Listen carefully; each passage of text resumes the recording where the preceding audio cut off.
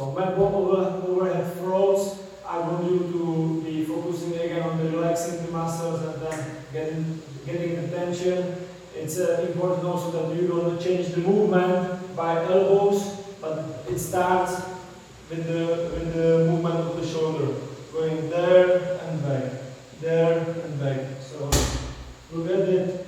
You come quite close to the wall, and you start throwing.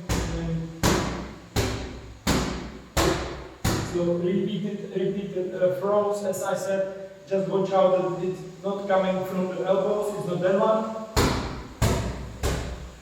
But you keep all the time like locked with the arms, and it's coming from the shoulders. Okay? It can go so there and back, there and back. So also the ribs and the chest is working there and back.